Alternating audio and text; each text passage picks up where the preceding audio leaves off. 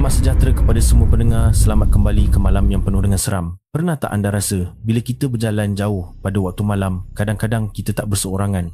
Hari ini kita ada satu kisah tentang sepasang pemandu lori di mana satu tugasan perjalanan terakhir telah membawa mereka bertemu dengan seorang teman seperjalanan yang tidak diundang. Seorang teman yang berhasrat untuk mereka tinggal bersamanya selamanya. Jika anda sudah bersedia untuk memulakan perjalanan bersama mereka, jangan lupa untuk menekan butang subscribe dan like sebagai tanda sokongan. Ya, kisah ini bermula pada suatu malam di tengah-tengah kota Bangkok, sebuah metropolis yang tidak pernah benar-benar tidur. Di sebuah bilik sewa yang kecil, Nibun, seorang lelaki pertengahan umur yang telah menghabiskan hampir seluruh hidupnya sebagai pemandu lori, baru sahaja hendak merebahkan badan selepas penat bekerja seharian. Tiba-tiba, bunyi telefon bimbit lamanya memecah kesunyian. Nombor yang tidak dikenali, tetapi naluri sebagai seorang yang mencari rezeki menyuruhnya menjawab panggilan itu. Di hujung talian adalah suara seorang pelanggan lama yang menawarkan satu kerja istimewa yang sangat mendesak. Ia adalah kerja penghantaran jarak jauh ke utara sekitar wilayah Phitsanulok dan Sukhothai. Perjalanan mesti dimulakan malam itu juga, tetapi tawarannya terlalu lumayan untuk ditolak. Nibun tahu dia tidak akan mampu melakukan perjalanan sejauh ini seorang diri. Dia perlukan seorang pembantu yang boleh dipercayai, dan satu-satunya orang yang terlintas di fikirannya ialah Anan, adik angkatnya yang juga rakan pemandu setianya. Nibun terus menelpon Anan. Pada mulanya, Anan teragak-agak. Siapa yang mahu bangun dari katil pada lewat malam untuk pergi bekerja? Tetapi apabila Nibun memberitahu tentang bayaran yang sangat tinggi, cukup untuk hidup senang selama beberapa minggu dengan hanya satu perjalanan, Anan terus berubah fikiran. Okey bang, saya siap cepat dan jumpa di stesen minyak. Itulah jawapan Anan. Sekarang cuba bayangkan, dua orang lelaki bakal memulakan perjalanan pada waktu larut malam demi sejumlah wang yang besar tanpa mereka sedari ada sesuatu yang menanti mereka di hadapan. Sesuatu yang tiada dalam senarai kerja dan sesuatu yang bukan manusia.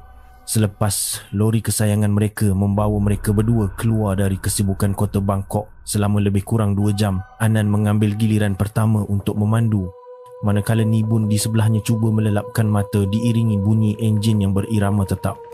Tidak lama kemudian, dia pun terlelap ke alam mimpi. Tetapi ia bukanlah mimpi biasa yang pernah dialaminya. Pemandangan yang dilihat Nibun bukanlah jalan raya yang gelap gelita, bukan juga cahaya lampu dari kenderaan yang berselisih, tetapi gambaran padang rumput hijau yang terbentang luas sejauh mata memandang.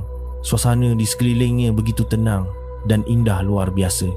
Udaranya sejuk, nyaman dan haruman bunga liar bertiup lembut ditiup angin. Dan di tengah-tengah padang itu, dia melihatnya. Seorang wanita sedang berdiri di situ. Rambutnya panjang mengurai, hitam berkilat. Dia memakai pakaian tradisional Thai kuno berwarna putih bersih. Wajahnya cantik sempurna, tetapi matanya memancarkan kesedihan yang aneh. Dia hanya berdiri kaku, lalu mengukis senyuman tipis kepadanya. Senyuman yang membuatkan hati Nibun terasa hangat dan dingin pada masa yang sama. Kakinya melangkah ke hadapan perlahan-lahan, seolah-olah dipukau. Ada satu daya tarikan yang kuat untuk mendekati wanita itu. Dia baru sahaja hendak membuka mulut untuk bertanya siapa gerangan wanita itu.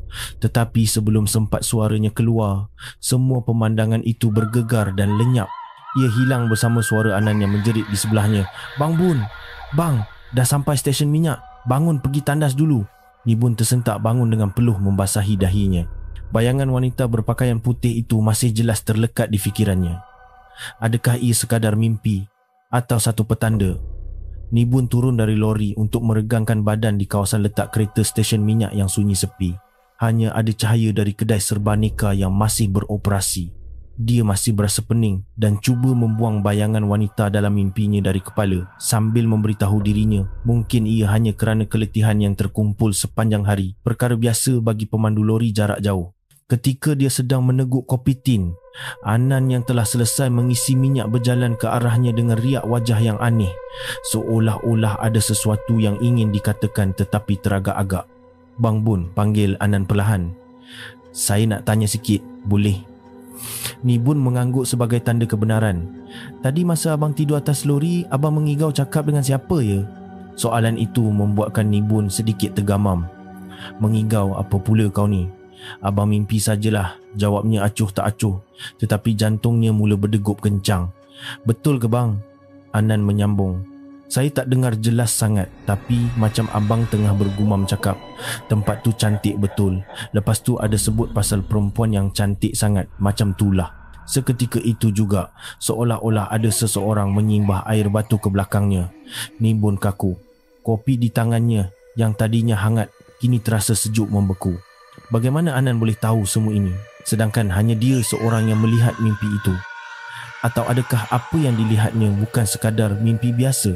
Rasa selamat di tempat letak kereta yang terang benderang itu lenyap serta-merta, meninggalkan hanya rasa dingin yang perlahan-lahan mencengkam hati Nibun.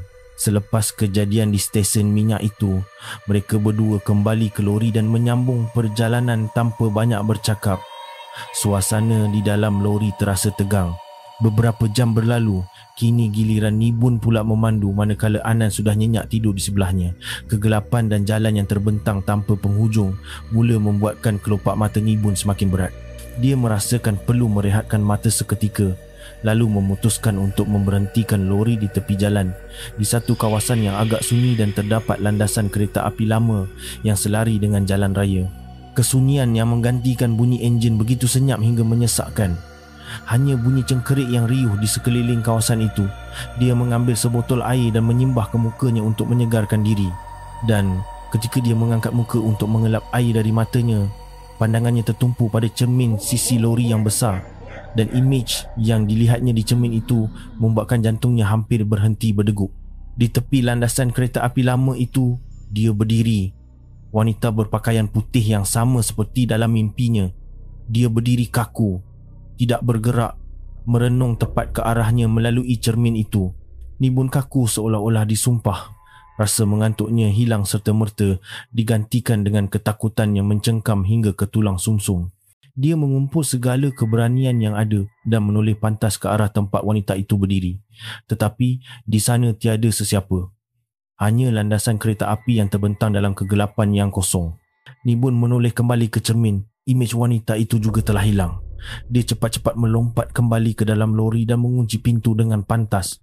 Kini dia 100% yakin apa yang dihadapinya ini bukan satu kebetulan, bukan mimpi dan bukan sesuatu yang difikirkannya seorang. Nibun tidak menceritakan apa yang dilihatnya kepada Anan. Dia hanya mengejutkan Anan dan memintanya menemani sambil melihat jalan. Anan dapat merasakan ketegangan yang luar biasa tetapi tidak bertanya lebih lanjut. Mereka meneruskan perjalanan dalam kegelapan untuk seketika, sehinggalah tiba di satu laluan yang dikenali sebagai antara yang paling berbahaya di utara. Ia adalah jalan memotong bukit yang sempit dan berliku-liku. Penduduk tempatan memanggilnya selekoh maut kerana terlalu banyak kemalangan ngeri yang telah berlaku. Nibun memperlahankan lori dan menumpukan sepenuh perhatian pada pemanduannya. Suasana di sekeliling terasa sunyi yang menyeramkan. Di kedua-dua belah jalan penuh dengan tokong-tokong kecil yang usang dan terbiar. Dan ketika mereka hampir tiba di satu selekoh tajam yang paling berbahaya, lampu tinggi lori menyuluh ke arah susuk tubuh seseorang yang berdiri kaku di tengah jalan. Ya, wanita berpakaian putih yang sama. Dia berdiri menghadap lori. Cahaya lampu membuatkan pakaian putihnya kelihatan bersinar terang dalam kegelapan. Nibun terkejut bukan kepalang dan menekan brek sekuat hati. Tetapi apa yang berlaku hanyalah kekosongan. Pedal brek tenggelam begitu sahaja seolah-olah tiada apa di situ. Brek tidak berfungsi. Lori besar itu terus meluncur laju ke hadapan. Anan menjerit sekuat hati. Dalam detik antara hidup dan mati itu, Nibun mengambil keputusan untuk memusing stereng sepenuhnya ke arah cenuram di sebelah kanan. Bunyi besi bergesel dengan batu bergema di seluruh lembah. Lori itu tergelincir dan bergesil di sepanjang tebing batu sebelum berhenti sepenuhnya. Hujung hadapan lori mereka hanya beberapa inci dari pinggir jurang maut itu. Semuanya senyap serta-merta. Susuk tubuh wanita itu telah hilang tanpa jejak, meninggalkan hanya bunyi nafas tercungap-cungap dua orang lelaki yang baru sahaja terselamat dari maut. Selepas mengumpul kembali semangat yang bertaburan, Nibun dengan perlahan mengawal lori yang bahagian kanannya penuh dengan kesan calar yang teruk untuk turun dari bukit itu sepelan yang mungkin. Sehinggalah tiba di sebuah kawasan rehat kecil di kaki bukit. Mereka berdua turun dari lori dengan kaki yang masih menggeletar. Anan hampir tidak dapat mengawal dirinya. Dia bertanya Nibun berulang kali apa sebenarnya yang berlaku tadi. Dia betul-betul nampak ada orang berdiri di situ. Manakala Nibun, walaupun hatinya sama takut, cuba mengatakan ia mungkin kerana keletihan dan pandangan kabur. Tetapi jauh di sudut hatinya, dia sendiri tidak percaya kata-katanya. Yang paling membingungkan ialah apabila Nibun cuba menghidupkan enjin dan menekan brek sekali lagi, ia berfungsi seperti biasa. Semuanya berfungsi dengan baik, seolah-olah insiden brek tidak berfungsi sebentar tadi tidak pernah berlaku. Apa maknanya semua ini? Ketika Nibun masih keliru, Anan yang sedang memeriksa kerosakan di hadapan lori menjerit terkejut.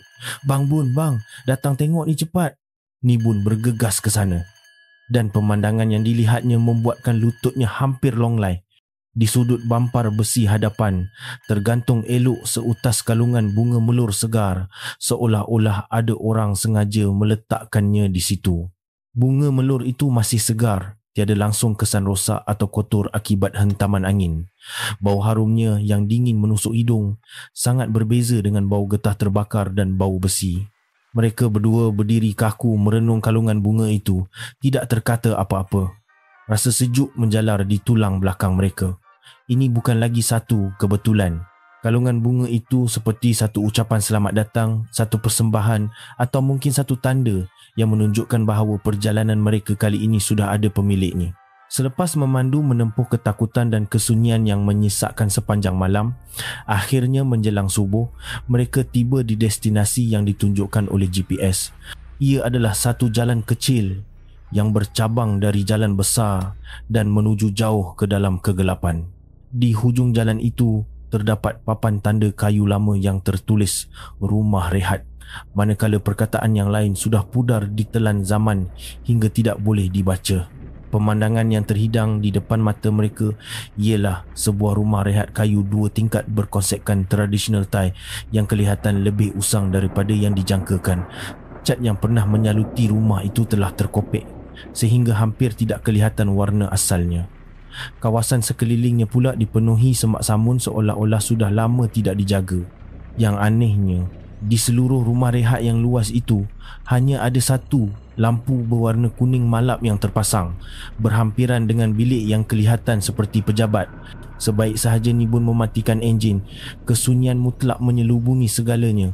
Begitu sunyi sehingga mereka dapat mendengar degupan jantung sendiri. Dan dalam kesunyian itu, susuk tubuh seorang lelaki tua perlahan-lahan keluar dari bayang-bayang. Dia ialah Pak Cik Bun Song, pengawal di rumah rehat ini. Wajah Pak Cik Bun Song penuh dengan kedutan dan matanya kelihatan kosong hingga menakutkan. Dia langsung tidak menunjukkan rasa terkejut melihat mereka tiba pada waktu itu. Dia hanya menyebut nama Nibun, mengangguk sendiri apabila Nibun mengiyakannya, lalu menghulurkan kunci bilik. Kunci lama dengan papan tanda kayu berukir nombor 15 dalam tulisan Thai tergantung padanya.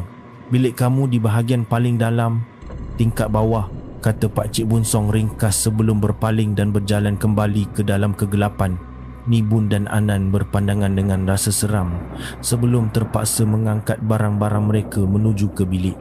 Sepanjang perjalanan itu, mereka merasakan seolah-olah pandangan mata Pak Cik Bun Song sentiasa mengawasi mereka dari belakang.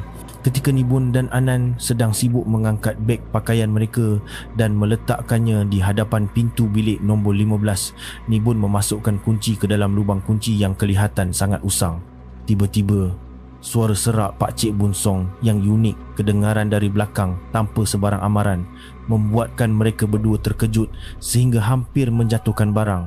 Mereka langsung tidak sedar bila Pak Cik itu datang berdiri di situ. Lelaki tua itu masih berdiri kaku dalam bayang-bayang, menggunakan pandangan matanya yang kosong dan menakutkan itu untuk merenung mereka. "Ada benda aku nak pesan kat kamu berdua," kata Pak Cik Bun Song seolah-olah bercakap sendirian, tetapi nadanya tegas dan serius. "Bila matahari dah terbenam nanti, jangan merayau ke mana-mana. Duduk dalam bilik saja, itu yang terbaik." Nibun dan Anan hanya mampu berpandangan hairan. Tetapi ayat Pak Cik Bun Song yang seterusnya, inilah yang membuatkan suasana di sekeliling mereka menjadi sejuk serta merta. Dan yang paling penting, dia berhenti sejenak Tak kira apa pun bunyi yang kamu dengar dari tingkat atas. Jangan, aku ulang, jangan sekali-kali naik ke atas untuk tengok. Kenapa pakcik? Ada orang lain ke yang menginap ke atas? Tanya Anan kerana ingin tahu. Pakcik Bunsong tidak menjawab soalan itu. Dia hanya menggelengkan kepalanya perlahan-lahan sebelum meninggalkan pesanan terakhir. Ingat baik-baik apa yang aku pesan. Selesai berkata begitu, dia berpaling dan hilang sekali lagi ke dalam kegelapan, meninggalkan hanya amaran misteri yang masih terngiang-ngiang di telinga mereka. Mereka cepat-cepat membuka kunci pintu, masuk ke dalam bilik dan menguncinya rapat-rapat, seolah-olah pintu kayu lama itu mampu melindungi mereka dari sesuatu yang tidak kelihatan yang sedang menanti di luar. Di dalam bilik itu, keadaannya sangat ringkas. Hanya ada 2 tilam nipis di atas lantai simen yang sejuk dan sebuah meja kayu kecil. Selepas membersihkan diri, mereka berdua terus merebahkan badan di atas tilam masing-masing kerana terlalu penat. Mereka tidak bercakap apa-apa lagi. Amaran Pakcik Bunsong dan segala kejadian yang berlaku sepanjang malam itu terlalu berat untuk dijadikan bahan bualan. Anan meletakkan sebotol air plastik saiz 1.5 liter yang sudah diminum separuh di atas lantai di antara tilamnya dengan tilam Nibun. Suasana di dalam bilik sunyi sepi, hanya bunyi kipas lama yang berputar perlahan. Dan kejadian aneh pertama di rumah rehat itu pun bermula. Ia bermula dengan bunyi ketuk-ketuk yang perlahan tetapi berterusan sehingga Nibun dan Anan yang sedang mamai hendak tidur terpaksa membuka mata dan berpandangan. Mereka berdua perlahan-lahan melilaukan mata ke sekeliling bilik untuk mencari punca bunyi itu. Dan pandangan mereka terhenti pada botol air tadi. Botol air plastik itu sedang bergegar dengan kuat. Air di dalamnya berkocak sehingga menghasilkan bunyi ketuk-ketuk, seolah-olah ada tangan gaib sedang menggoncangnya dengan seronok. Tiada lori lalu, tiada gempa bumi, tiada tikus berlari di bawah lantai, tiada sebab langsung untuk botol air itu bergegar sebegitu rupa. Nibun memutuskan untuk perlahan-lahan menghulurkan tangannya, berharap dapat memegangnya agar ia berhenti. Tetapi pada saat hujung jarinya hampir menyentuh botol itu, gegaran itu berhenti secara tiba-tiba. Semuanya kembali kaku seolah-olah tiada apa yang berlaku. Mereka berdua membulatkan mata sambil berpandangan. Ketakutan mencengkam jantung mereka. Ini hanyalah satu sapaan dan mereka tahu malam ini masih panjang. Selepas insiden botol air bergegar itu, bilik itu kembali sunyi. Tetapi ia bukan kesunyian yang menenangkan, sebaliknya kesunyian yang menyesakkan. Nibun dan Anan kedua-duanya terbaring kaku di atas tilam. Tiada siapa yang berani menutup mata rapat-rapat lagi. Masa berlalu dengan sangat perlahan dan menyeksakan. Dan ketika mereka fikir mungkin tiada apa-apa lagi yang akan berlaku, bunyi kayu di siling berkeriut panjang sekali, membuatkan mereka berdua terkejut. Mereka berbaring diam sambil memasang telinga. Mungkin itu hanya bunyi rumah kayu lama yang mengembang dan mengecut seperti biasa. Tetapi fikiran itu hancur berkecai pada saat berikutnya apabila bunyi gedegang kedengaran. Bunyinya sangat jelas, seperti seseorang menghentakkan tumitnya ke atas lantai papan bilik di tingkat atas, betul-betul di atas kepala mereka. Belum sempat mereka hilang terkejut, bunyi itu kedengaran lagi. Gedegang, gedegang, gedegang. Ia adalah bunyi tapak kaki yang mula berjalan berulang-alik dengan perlahan, berirama tetap dari satu sudut bilik ke sudut yang lain. "Bang," Anan berbisik memanggil Nibun. Suaranya bergetar. "Abang dengar tak?" Nibun tidak menjawab tetapi mengangguk perlahan dalam kegelapan. Amaran Pakcik Bunsong bergema di kepalanya serta-merta.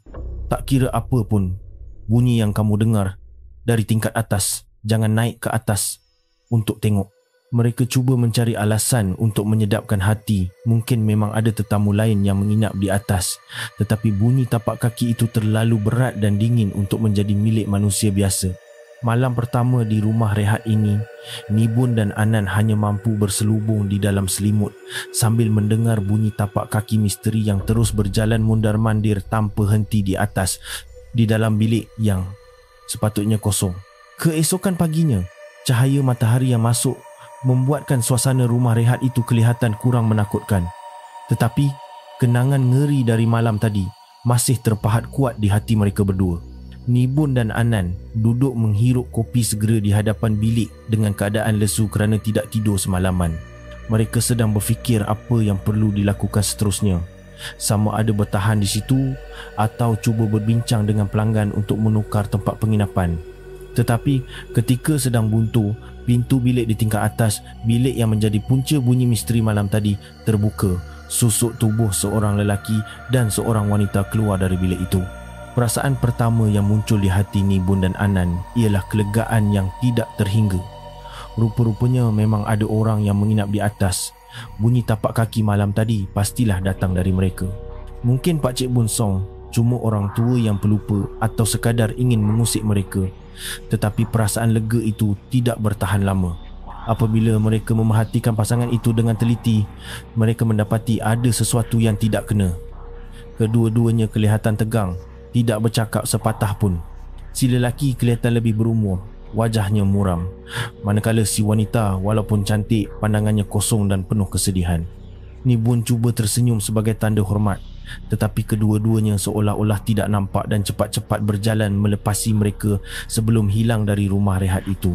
Sikap dingin dan aneh pasangan itu membuatkan Nibun dan Anan berasa keliru. Dan yang paling penting, bagaimana bunyi tapak kaki seorang lelaki yang berat malam tadi boleh kedengaran seperti ramai orang berjalan berulang-alik. Penjelasan yang sepatutnya merongkai segalanya kini menimbulkan persoalan baru yang lebih menyeramkan. Apabila senja menjelang, suasana menyeramkan di rumah rehat itu perlahan-lahan kembali, seolah-olah sudah tiba masanya. Nibun sedang menghisap rokok untuk menghilangkan keresahan di bangku hadapan bilik sambil memikirkan semua kejadian aneh yang dialaminya. Dia menjenguk ke dalam bilik dan melihat Anan terbaring kaku di atas tilam, mungkin sudah tertidur kerana kepenatan. Tetapi selepas menghabiskan hampir 2 batang rokok, dia mula merasakan sesuatu yang tidak kena. Anan sudah tiada di atas tilam dan pintu bilik terbuka sedikit. Nibun menjenguk ke dalam tetapi tidak nampak sesiapa. Dia pun bangun dan berjalan keluar untuk mencari di sekeliling. Dalam cahaya senja yang samar-samar, dia ternampak susuk tubuh Anan sedang berjalan terhuyung-hayang seperti orang tidak berjiwa menuju ke kawasan semak di belakang rumah rehat. "Hoi, Anan, nak pergi mana tu?" jerit Nibun. Tetapi Anan tidak memberi sebarang respons, malah tidak menoleh pun. Dia terus berjalan ke hadapan dengan pergerakan yang kaku seperti robot. Pada masa itulah Nibun baru perasan bahawa jalan yang dituju Anan itu berakhir di tebing sebatang sungai besar yang tidak berpagar. Jantung Nibun berdegup kencang. Dia membuang rokok di tangannya dan berlari sekuat hati. Anan sudah hampir melangkah masuk ke dalam air. "Anan," jeritnya sekuat hati, lalu meluru dan menarik lengan Anan kembali dengan cemas sehingga kedua-duanya jatuh tergolek di atas tanah. Anan tersentak seolah-olah baru terjaga dari mimpi ngeri. Dia melihat sekeliling dengan keliru. Bang Bun, apa jadi ni? Kita buat apa kat sini?" tanyanya dengan suara bergetar. Nibun yang masih tercungap-cungap menggoncang badan Anan dan bertanya, "Kau nak jalan masuk dalam air tu kenapa?" Wajah Anan pucat lesi. Saya dengar suara perempuan. Bang, suara dia menangis, minta tolong. Suara tu datang dari dalam air tu." Selepas Nibun mengheret Anan kembali ke bilik, keadaan Anan kelihatan sangat teruk. Dia ketakutan dan marah sehingga seluruh badannya menggeletar. Dia yakin bahawa suara perempuan yang didengarinya itu pasti berkaitan dengan pasangan misteri yang tinggal di bilik atas. Seolah-olah sengaja. Tidak lama kemudian, bunyi tapak kaki dari tingkat atas mula kedengaran lagi. Kali ini, kesabaran Anan sudah sampai ke penghujungnya. Dia bangun dan menyatakan dia akan naik ke atas untuk bersemuka dengan mereka. Nibun cuba menghalang, mengingatkannya tentang amaran Pak Cik Bunsong. Tetapi pada masa ini, Anan tidak peduli lagi. Dia terus berjalan laju keluar dari bilik menuju ke tangga kayu lama. Nibun kerana takut adiknya pergi seorang diri, terpaksa mengikut dari belakang. Anan mengetuk pintu bilik di tingkat 2 berkali-kali, tetapi tiada sebarang jawapan. Kerana terlalu marah, dia cuba memulas tombol pintu dan mendapati ia tidak berkunci. Dia terus menolak pintu masuk ke dalam bilik yang gelap gelita itu. Dan pada saat itu juga, satu bau wangi yang luar biasa kuat menusuk keluar dari bilik. Ia adalah bau bunga melur, tetapi bukan bau wangi yang menyegarkan. Ia adalah bau yang terlalu wangi sehingga memeningkan dan menyesakkan. seolah-olah beribu-ribu kuntung bunga melo sedang mereput di dalam bilik itu. Serentak dengan bau yang mengerikan itu, satu tiupan angin sejuk meluru keluar dari kegelapan dan menghempas tubuh mereka seperti ombak. Anan terdorong ke belakang dan keluar dari bilik itu serta-merta. Wajahnya pucat lesi tanpa setitik darah. "Bang," katanya dengan suara bergetar.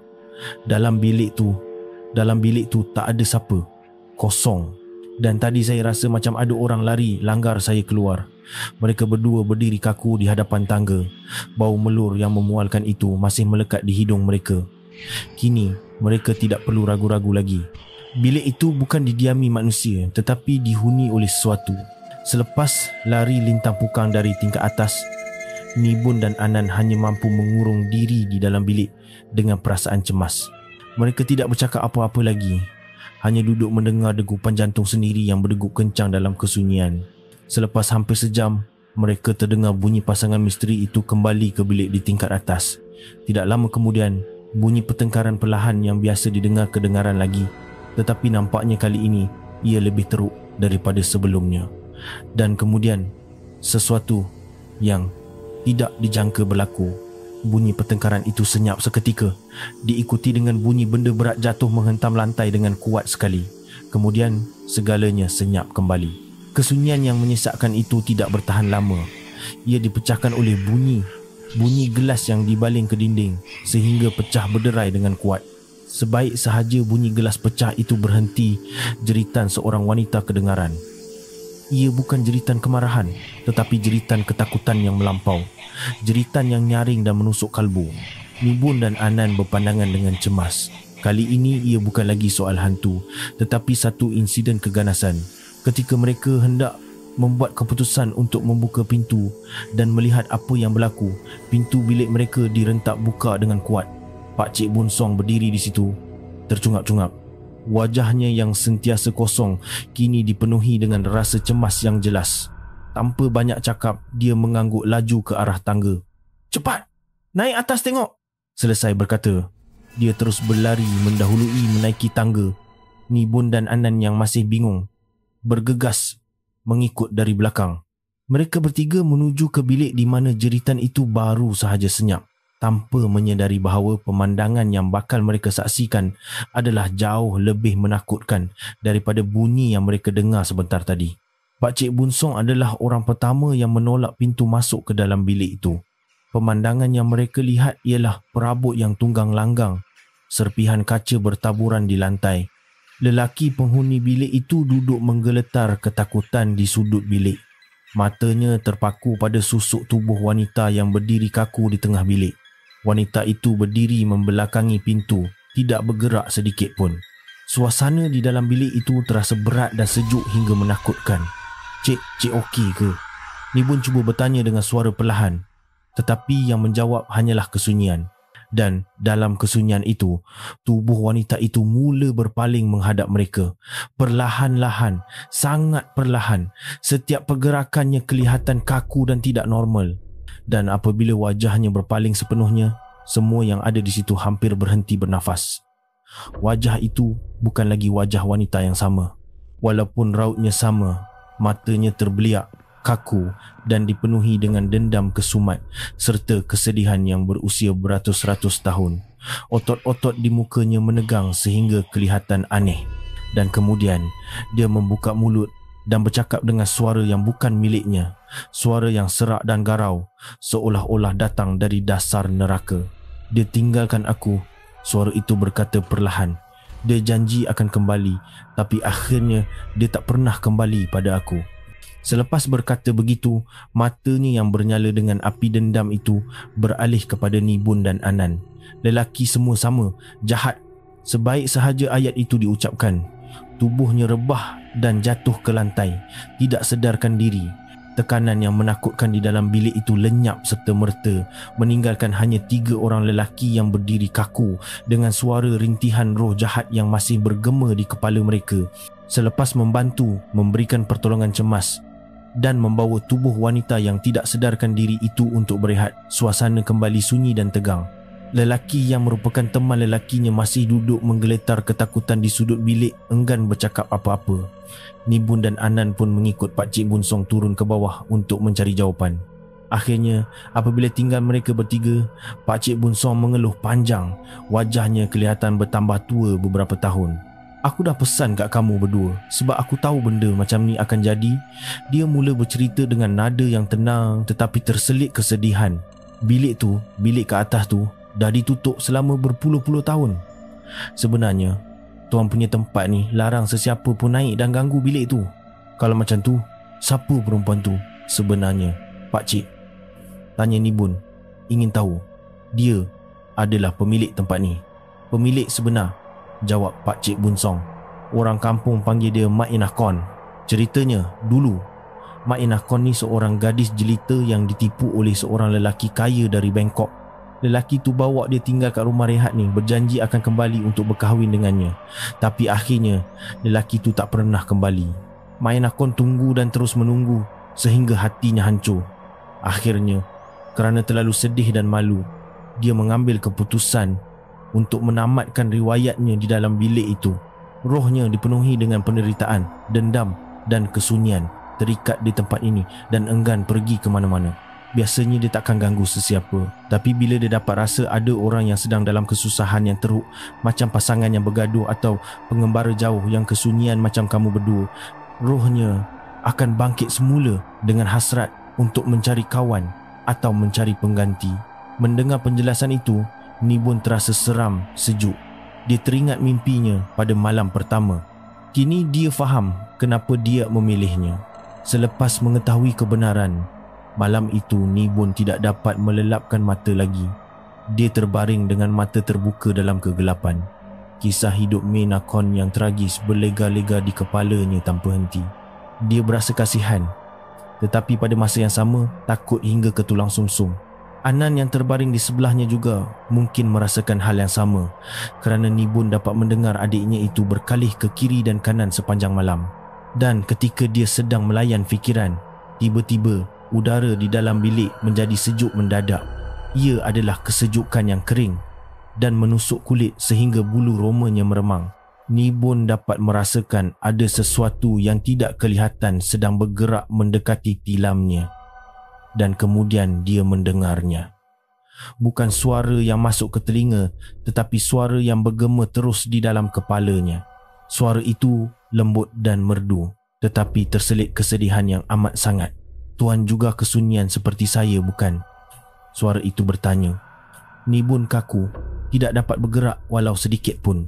Dia serta-merta tahu ini adalah suara Maina Kon. "Saya nampak tuan mengembara seorang diri di waktu malam. Saya tahu betapa seksanya perasaan itu." Suara itu menyambung, "Tinggallah di sini bersama saya. Jadi teman saya di sini. Dan kita berdua tidak akan kesunyian lagi." Ketika suara itu sedang merayu, imej cantiknya dalam mimpi muncul semula di kepala Nibun. Tetapi kali ini, imej itu berubah menjadi hodoh. Senyumannya yang pernah kelihatan lembut, kini mereka lebar menjadi senyuman tengkorak. Matanya yang pernah sayu kini bernyala merah menyala, menakutkan. Imej dan suara itu hilang serta-merta, meninggalkan Nibun terbaring, tercungap-cungap dan menggeletar di atas tilam. Dia kini faham maksud sebenar permintaan itu. Ia bukan satu pelawaan, tetapi satu pengisytiharan bahawa dia akan diambil untuk tinggal bersama, walau dengan apa cara sekalipun. Selepas roh Maina Kon menyapa Nibun secara terus ke dalam fikirannya, suasana di dalam bilik menjadi lebih sunyi dan tegang. Mereka berdua hanya mampu terbaring kaku, tidak berani bernafas dengan kuat. Tetapi di tengah malam yang sunyi itu, kesunyian dipecahkan oleh bunyi kletak-kletuk dan gedebam-gedebum dari bilik di tingkat atas. Bunyi seperti beg pakaian diseret, laci ditutup dengan kasar, dan barang-barang berlaga antara satu sama lain, seolah-olah ada seseorang sedang mengemas barang dengan tergesa-gesa. Nibun dan Anan berpandangan dalam kegelapan. Mereka serta-merta tahu apa yang sedang dilakukan oleh pasangan misteri itu. Mereka sedang melarikan diri. Tidak lama kemudian, bunyi tapak kaki yang berat berlari menuruni tangga kayu lama dengan laju melepasi bilik mereka. Mereka terdengar suara si lelaki berkata kepada si wanita dengan nada bergetar, "Cepat, cepat keluar dari sini." Nibun perlahan-lahan mengintai melalui celah bidai tingkap. Pemandangan yang dilihatnya ialah pasangan itu sedang mencampakkan beg ke tempat duduk belakang kereta dengan kelam kabut. Wajah kedua-duanya pucat lesi dan dipenuhi ketakutan. Mereka langsung tidak menoleh ke belakang untuk melihat rumah rehat itu lagi. Kereta itu dihidupkan dengan bunyi yang kuat sebelum memecut laju meninggalkan rumah rehat itu, meninggalkan hanya kepulan debu dan kesunyian. Tetapi ia adalah kesunyian yang lebih berat dan menakutkan daripada sebelumnya. Kini, di dalam rumah rehat kayu yang luas dan gelap ini, tiada lagi tetamu lain. Hanya tinggal Nibun dan Anan berdua sebagai satu-satunya sasaran roh Mak Inakon. Selepas kereta pasangan misteri itu hilang dalam kegelapan, Nibun dan Anan berada dalam keadaan terdesak. Mereka tahu mereka perlu lari dari situ secepat mungkin, tetapi ketakutan yang mencengkam hati membuatkan kedua-dua kaki mereka terasa berat, seolah-olah diikat dengan batu. Akhirnya, mereka berdua memutuskan untuk bertahan di dalam bilik itu untuk beberapa jam lagi, menunggu cahaya pertama matahari terbit, kemudian akan terus lari dari situ tanpa menoleh ke belakang. Tetapi nampaknya, roh Mak Inakon tidak akan membenarkannya. Ketika mereka berdua sedang duduk menggeletar, sambil mengira detik, suhu di dalam bilik mula menurun dengan mendadak. Ia bukan kesejukan dari penghawa dingin, tetapi hawa sejuk yang lembap dan berat yang perlahan-lahan meresap keluar dari setiap sudut bilik. Sejuk sehingga mereka mula nampak wak keluar dari mulut. Nibun tidak tahan lagi dengan tekanan itu. Dia memutuskan untuk mengambil risiko dan keluar sekarang juga. Dia bangun dan menuju ke pintu, lalu memulas tombolnya.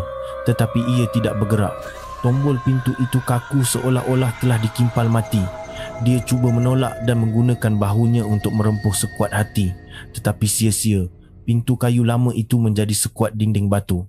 Dan ketika mereka hampir berputus asa, satu suara mula kedengaran. Ia adalah bisikan yang datang dari segenap arah. Suara seorang wanita yang penuh dengan rayuan dan ugutan pada masa yang sama. "Nak ke mana? Tinggallah dengan aku. Kau takkan dapat lari." Kini, Nibun dan Anan telah terperangkap sepenuhnya, terkurung di dalam sebuah bilik 4 segi yang sejuk membeku, bersama bisikan roh yang mahu mereka tinggal bersamanya selamanya. Apabila menyedari pintu telah dikunci dari luar sepenuhnya, naluri untuk terus hidup dalam diri Nibun memuncak. Dia tidak berfikir apa-apa lagi. Dia dan Anan bersama-sama mengangkat meja kayu kecil di dalam bilik itu dan menghentakkannya sekuat tenaga pada tingkap kaca yang lama. Bunyi kaca pecah bergema di seluruh kawasan pada waktu malam itu. Tanpa berlengah, mereka berdua memanjat keluar melalui tingkap yang pecah itu, tidak peduli jika serpian kaca melukai kulit mereka. Mereka berlari tanpa henti menuju ke lori yang menjadi harapan terakhir mereka. Nibun dengan tangan yang menggeletar memasukkan kunci ke dalam lubang kunci pintu dan melompat masuk ke tempat duduk pemandu. Dia memasukkan kunci dan memulasnya serta-merta. Tetapi bunyi yang kedengaran hanyalah bunyi enjin yang cuba dihidupkan tetapi gagal. Ia hanya berbunyi cek cek cek kemudian senyap. "Cepat bang, cepat!" jerit Anan. Dia cuba memulas kunci sekali lagi, masih sama. Dan pada percubaan kali ketiga, lampu hadapan lori yang padam tiba-tiba menyala terang seketika. Dan imej yang disuluh oleh cahaya itu adalah imej yang akan menghantui mereka seumur hidup. Mak Inakon. Dia berdiri di situ, tidak sampai 10 meter dari hadapan lori. Tetapi kali ini, dia tidak lagi datang dalam rupa seorang gadis jelita. Wajahnya herot benyot dengan api dendam. Matanya yang hitam pekat terbeliak luas dengan darah mengalir perlahan. Bibirnya yang pernah menawan kini tersenyum lebar sehingga menampakkan gusinya yang kehitaman. Kemudian lampu hadapan lori itu terpadam, meninggalkan mereka berdua duduk kaku di dalam lori yang telah menjadi keranda besi, berhadapan dengan rupa sebenar roh jahat itu. Pada saat kewarasan mereka hampir hilang, Anan yang sedang menangis tersesak-isak terpandang seutas tangkal kecil yang tergantung di cermin pandang belakang. Dengan naluri terakhir yang ada, dia merentap rantai tangkal itu sehingga putus dan mula membaca mentera dengan kuat sambil menangis. Namo Tassa Bhagavato. Hanya itu yang sempat dibacanya. Tiba-tiba kedengaran satu jeritan nyaring yang menyakitkan dari luar lori. Dan pada masa yang sama, enjin yang tadinya senyap tiba-tiba mengaum kuat dengan sendirinya. Lampu hadapan menyala terang sekali lagi, mendedahkan halaman rumput yang kosong di hadapan. Susuk tubuh Mainakon telah hilang. Nibun tidak melepaskan peluang keemasan ini. Dia menukar ke gear undur dan menekan pedal minyak sehingga habis. Lori gergasi itu mengundur dengan laju sehingga bahagian belakangnya terbuang sebelum Nibun memula steering dan memujuk keluar dari rumah rehat maut itu seperti peluru. Mereka selamat. Perasaan gembira membuak-buak di seluruh badan. Tetapi perasaan itu hanya bertahan selama beberapa saat kerana sebaik sahaja tayar lori menyentuh jalan kecil yang keluar dari rumah rehat itu, seluruh lori tiba-tiba terasa berat tanpa sebab. Ia adalah rasa berat seolah-olah lori kosong mereka sedang membawa muatan batu yang penuh. Enjin yang tadinya mengaum kuat kini mengeluarkan bunyi mengerang yang menyedihkan. Nibun terpaksa menekan pedal minyak sehingga habis hanya untuk membuatkan lori itu bergerak ke hadapan dengan sangat perlahan. Mereka berjaya keluar dari rumah rehat itu, tetapi nampaknya bukan mereka berdua sahaja yang keluar. Nibun berusaha sehabis baik untuk mengawal lori yang terasa luar biasa berat itu agar terus bergerak ke hadapan. Dia hanya tahu dia perlu pergi sejauh mungkin dari tempat itu. Manakala Anan pula bertindak sebagai penunjuk arah menggunakan GPS di telefon bimbitnya. Tetapi nampaknya teknologi juga tidak dapat membantu mereka dalam situasi ini. Isyarat GPS sekejap ada, sekejap tiada. Peta di skrin kelihatan bercelaru. Depan ni GPS suruh belok kiri, bang! Jerit Anan. Nibun tiada pilihan lain, lalu membelok masuk ke sebatang jalan tanah merah yang sempit dan menuju ke dalam kegelapan. Di kedua-dua belah jalan hanya ada sawah padi yang luas dan menakutkan. Mereka terus memandu masuk lebih dalam, berharap ia akan tembus ke jalan besar. Tetapi kemudian, radio di dalam lori yang telah ditutup tiba-tiba berbunyi dengan sendirinya. Ia bukan bunyi statik, tetapi bunyi lagu rakyat zaman dahulu. Melodinya begitu sayu dan menyedihkan. Suara penyanyi wanitanya pula kedengaran begitu pilu seolah-olah sedang menyanyi sambil menangis. Anan cuba menekannya berkali-kali tetapi tidak dapat ditutup. Lagu itu terus berbunyi mengiringi bunyi enjin yang sedang mengerang kesakitan. Mereka terus memandu selama beberapa minit sehinggalah Anan menjerit putus asa. Bang Bun, itu orang-orang yang sama. Kita pusing balik ke tempat asal. Sebaik sahaja Anan berkata begitu, Nibun ternampak sebuah orang-orang jerami yang usang berdiri tegak di tepi jalan. Sama seperti yang mereka lalui sebentar tadi. Tiada bezanya. Mereka tidak memandu ke hadapan. Sebaliknya hanya berlega-lega di tempat yang sama berulang kali. Mereka telah terkena hantu galah. Anan hampir hilang akal. Dia berselang-seli antara membaca mentera dan menangis kerana putus asa. Tetapi sebaliknya, di dalam hati Nibun, kemarahan yang terkumpul sepanjang malam telah memuncak. Dia tidak akan menjadi bahan mainan mana-mana roh lagi. Ketika lori itu hampir berpusing dan bertemu dengan orang-orang yang sama sekali lagi, mata Nibun terpandang cahaya lampu kereta yang bergerak sayup-sayup di kejauhan. Itu adalah jalan besar. Satu-satunya cara untuk sampai ke sana ialah dengan keluar dari laluan yang dikaburi hantu ini. Anan, pegang kuat-kuat, jerit Nibun. Sebelum sempat Anan bertanya apa-apa, dia memulas stereng lori dengan kuat, membawa lori itu keluar dari jalan tanah dan merempuh masuk ke dalam sawah padi yang berlumpur di tepi jalan. Lori itu bergegar dan bergoncang dengan kuat. Tayar lori mencengkam lumpur sehingga terpercik ke merata tempat. Bunyi lagu sayu di radio menjerit nyaring sebelum terputus, meninggalkan hanya bunyi statik dan kemudian senyap. Nibun tidak peduli apa-apa lagi. Dia memandang lurus ke hadapan, menekan pedal minyak habis, membawa lori itu meredah kegelapan dan lumpur. Dan akhirnya, selepas terasa seperti satu keabadian, tayar hadapan lori itu menghentam permukaan jalan yang lebih keras. Mereka berjaya menyeberang. Dan pada saat seluruh lori itu berada di atas jalan baru, bebanan berat yang tadinya menghimpit lori itu lenyap serta-merta. Lori yang tadinya berat kini menjadi ringan dan meluncur laju ke hadapan seperti peluru. Nibun cepat-cepat menukar gear dan memecut. Di hadapan mereka adalah cahaya terang benderang dari lebuh raya. Akhirnya mereka berjaya melarikan diri dari kawasan kekuasaannya. Mereka memandu meredah kegelapan menuju pulang ke Bangkok tanpa berhenti rehat di mana-mana lagi. Sepanjang baki perjalanan, mereka berdua hampir tidak bercakap apa-apa. Masing-masing tenggelam dalam imej-imej menakutkan yang baru mereka hadapi. Apabila tiba di kota Bangkok yang biasa mereka diami, mereka berpisah dan pulang ke rumah masing-masing dengan janji untuk tidak akan menyebut lagi tentang apa yang telah berlaku. Mereka berharap masa akan membantu melenyapkan segalanya. Cerita ini sepatutnya tamat di situ, bukan? Tetapi tidak. Selepas 2-3 hari, Anan menelefon Nibun dengan suara yang serak dan lemah. Dia memberitahu bahawa dia jatuh sakit secara tiba-tiba, demam panas berterusan dan sakit-sakit seluruh badan seolah-olah dipukul. Dan yang paling penting, dia merasakan ada sesuatu yang berat menindih dadanya sehingga sukar bernafas. Nibun bergegas menziarahi rakannya itu. Pemandangan yang dilihatnya membuatkan dia terkejut. Anan yang dahulunya sihat kini kurus mendadak, lingkaran matanya hitam dan wajahnya pucat lesi.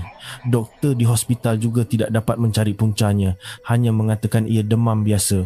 Selepas mereka tinggal berdua, Anan mengumpul sisa tenaganya untuk menceritakan perkara yang paling menakutkan. Bang Bun, katanya dengan suara bergetar. Saya nampak dia. Saya nampak perempuan tu setiap malam. Nibun terdiam. Setiap kali saya tutup mata, dia akan datang berdiri di hujung katil, merenung saya. Dan saya rasa macam ada tangan sejuk dia meraba seluruh badan saya sambil berbisik di telinga, suruh tinggal dengan dia. Nibun tahu bahawa perubatan moden tidak dapat membantu Anan lagi. Dia mengambil keputusan untuk bergantung pada sesuatu yang mungkin tidak pernah dipercayainya sepenuhnya. Tetapi pada saat ini, ia adalah satu-satunya harapan yang tinggal. Dia pergi ke sebuah kuil kecil di pinggir kota Bangkok untuk bertemu dengan Luang Portawip, seorang Sami yang sangat dihormati yang pernah dibawa ibunya untuk bertemu semasa kecil. Nibun menceritakan segala yang berlaku kepada Sami itu dengan terperinci, dari mimpi aneh sehinggalah kejadian pada malam terakhir di rumah rehat dan penyakit misteri Anan. Luang Portawip duduk memejamkan mata dan mendengar dengan tenang tanpa menunjukkan sebarang reaksi terkejut. Apabila Nibun selesai bercerita, barulah beliau perlahan-lahan membuka mata dan berkata dengan suara yang penuh belas kasihan. Roh itu mempunyai ikatan karma yang mengikatnya di tempat itu dengan penderitaan yang amat lama. Jiwa kawan kamu yang lemah dan ketakutan itulah yang menjadi seperti benang untuk dia berpaut dan mengikutinya sehingga ke sini. Luang Portawip menjelaskan bahawa roh Mak Inakon bukan sekadar roh jahat, tetapi roh yang malang yang dikuasai oleh dendam dan kesunyian. Beliau kemudiannya melakukan upacara sembahyang dan memberkati air suci, lalu memberikannya kepada Nibun bersama sehelai kain tangkal berwarna merah yang lama.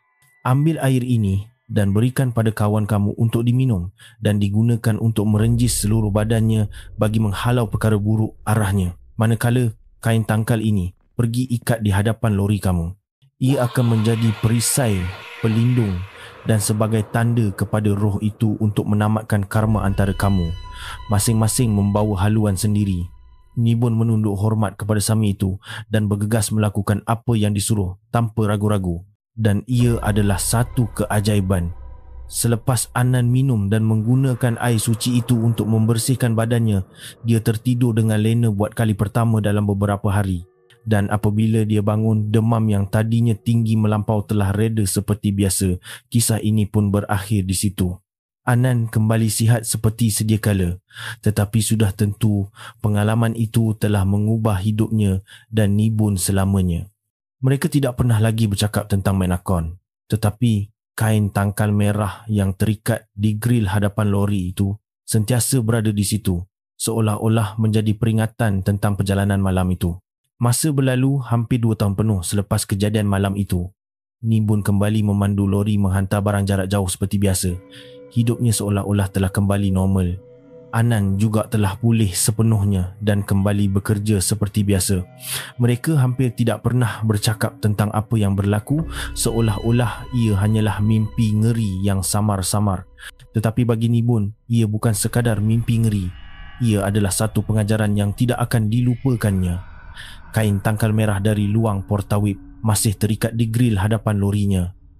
Walaupun warnanya sudah pudar dan kainnya sudah usang di mamah panas dan hujan, ia menjadi peringatan dan pelindung yang membuatnya berasa selamat di jalan raya. Suatu malam, ketika Nibun sedang dalam perjalanan ke selatan seorang diri, dia berhenti rehat di sebuah hentian tepi jalan yang agak sunyi dan gelap untuk membasuh muka.